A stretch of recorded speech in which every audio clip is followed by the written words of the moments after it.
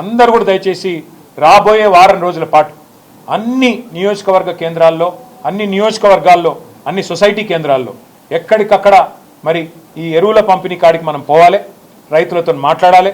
ఆనాటి పరిస్థితి ఎట్లుండే ఇవాళ ఎట్లా ఉన్నదో వారికి గుర్తు చేయాలి. అట్లాగే అధికారులతో కూడా సంభాషించాలి.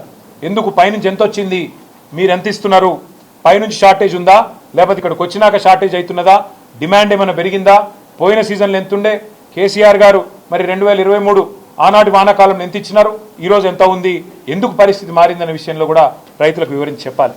ఇక అవసరమైతే ఇక్కడ రాష్ట్రంలో కూడా మేము కూడా వ్యవసాయ అగ్రికల్చర్ కమిషనర్ గారు ఎవరైతే ఉన్నారో వారిని కూడా కలుస్తాం, వారితో కూడా మరి వ్యవసాయ మంత్రి గారిని కూడా కలుస్తాం, ప్రభుత్వాన్ని కూడా కలిసి అడుగుతాం ఏం జరుగుతుంది, ఎందుకు ఇంత దరిద్రంగా పరిపాలన ఉన్నది, ఎందుకు ఇంత మరి దౌర్భాగ్యమైన పరిస్థితుల్లో రాష్ట్ర రైతాంగాన్ని అవస్థలు పెడుతున్నారో అడుగుతాం. కానీ రాష్ట్ర వ్యాప్తంగా రైతులు ఆనాటి రోజులు కేసీఆర్ గారి గవర్నమెంట్లో మరి ఈరోజు కాంగ్రెస్ ప్రభుత్వంలో ఉన్న ప్రస్తుత పరిస్థితులు గమనించి మరి ధైర్యం కోల్పోకుండా మేమందరం కూడా మీకు అండగా ఉంటాం. ధైర్యం కోల్పోకుండా పోరాటానికి నడుం బిగించాలని మేము మా పార్టీ తరఫున విజ్ఞప్తి చేస్తూ, మా నాయకులు రాబోయే వారం రోజుల పాటు క్షేత్రస్థాయిలో విస్తృతంగా పర్యటిస్తారు. అందరం కూడా ప్రతి నియోజకవర్గంలో కూడా అన్ని సెంటర్లకు పోతాం, ఎక్కడికక్కడ రైతుల తరఫున ప్రభుత్వాన్ని నిలదీస్తామని చెప్పి కూడా తెలియజేస్తూ రాష్ట్ర రైతాంగం ధైర్యంగా ఉండాలని కోరుతాం. ఉపరాష్ట్రపతి ఎన్నిక విషయంలో నిన్న మొన్న మరి అటు ఎన్డీఏ ఇటు ఇండియా రెండు కూటములు కూడా తమ తమ అభ్యర్థుల్ని ప్రకటించారు. కానీ మీకు నేను గుర్తు చేస్తా ఉన్నా, బీఆర్ఎస్ అనేది సర్వస్వతంత్రమైన పార్టీ. మాకు ఢిల్లీలో బాసులు ఎవరు లేరు, మాకు ఢిల్లీలో ఏ బాసు లేడు, మాకు ఏ పార్టీ కూడా మా బాస్ కాదు.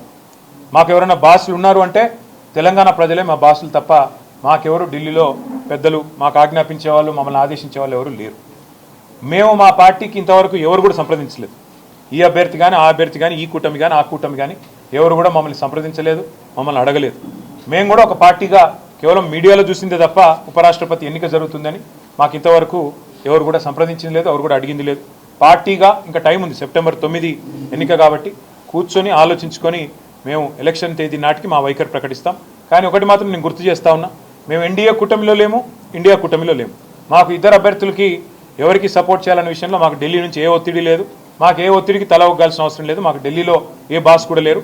మేము తెలంగాణ ప్రజల మూడుకు అనుగుణంగా, తెలంగాణ ప్రజల ఆకాంక్షలకు అనుగుణంగా, ఇక్కడ ప్రజల ప్రయోజనాలకు అనుగుణంగా, రాష్ట్ర ప్రజల ప్రయోజనాలకు అనుగుణంగా ఏ నిర్ణయమైనా తీసుకుంటాం తప్ప మేము ప్రస్తుతానికైతే ఏ నిర్ణయం కూడా తీసుకోవాలి.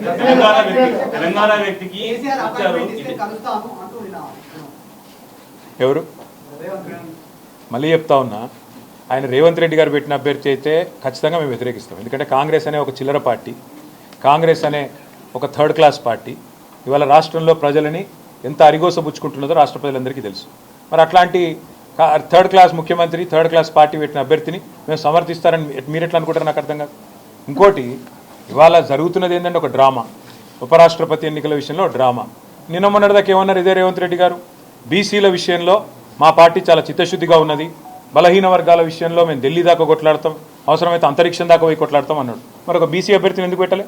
అంత ప్రేమ ఉంటే తెలంగాణ నుంచి ఒక బీసీ అభ్యర్థి దొరకలేదు, ఒక కంచయ్య గారిని పెట్టేది ఉండే. తెలంగాణ నుంచి ఒక బీసీ అభ్యర్థిని పెట్టి ఇగో ఇది మా చిత్తశుద్ధి అని చెప్పుకునేది ఉండే.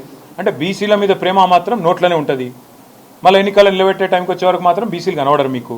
అట్లాంటి మీ మాటలు మేము నమ్మాలి, మీ మాటలు నమ్మి మళ్ళీ మీ వెనక నిలబడాలి. నేను అడుగుతానమ్మా, మీరేమైనా మెహర్బాన్ చేస్తుండ్రా? మాకు మేము సర్వస్వతంత్రమైన పార్టీ, మేము డెఫినెట్గా ఎన్డీఏలో లేము, ఇండియాలో లేము. మేము మా మోడీ మా బాస్ కాదు, రాహుల్ గాంధీ మా బాస్ కాదు, తెలంగాణ ప్రజలు మా బాసులు. వాళ్ళ ఆలోచనకు అనుగుణంగా, వాళ్ళ అభిప్రాయానికి అనుగుణంగా మా నిర్ణయం ఉంటుంది. ఇక్కడ ఒకటి మాత్రం వాస్తవం, రెండు పార్టీలు దొందు దొండేనండి. కాంగ్రెస్ బీజేపీ రెండు కూడా దొందు దొందే. తెలంగాణను ఇద్దరు కూడా ముంచినోళ్ళే. 11 ఏళ్ళు బీజేపీ ఏం చేయలే, 2 సంవత్సరాలకు 20 నెలలుగా కాంగ్రెస్ ఏమీ చేయలే, ఇచ్చిన ఒక్క మాట నిలబెట్టుకోలే. ఆ ఇద్దరు అభ్యర్థులను మేము అంత సీరియస్గా తీసుకోవాల్సిన ఆలోచన ఉంటుందని నేనైతే వ్యక్తిగతంగా అనుకోను. కానీ పార్టీగా, ఎందుకంటే నా ఒక్కడ అభిప్రాయం పార్టీ అభిప్రాయం కాదు, పార్టీగా మేము కూర్చుని ఆలోచించి డెఫినెట్గా మా ఎమ్మెల్యేలు ఉన్నారు, మా ఎంపీలు ఉన్నారు, మా ఎమ్మెల్సీలు ఉన్నారు, మా ఇన్ఛార్జీలు ఉన్నారు, మా స్టేట్ కమిటీ ఉంది, అందరం అవసరమైతే పెద్దలు కేసీఆర్ గారితో మా అభిప్రాయాలు చెప్పి ఒక పార్టీగా నిర్ణయం తీసుకుంటాం. వ్యక్తిగతంగా నేను అనుకోవడం మాత్రం రెండు కూడా దొందు దొందే, కాంగ్రెస్ బీజేపీ రెండు దొందు దొందే.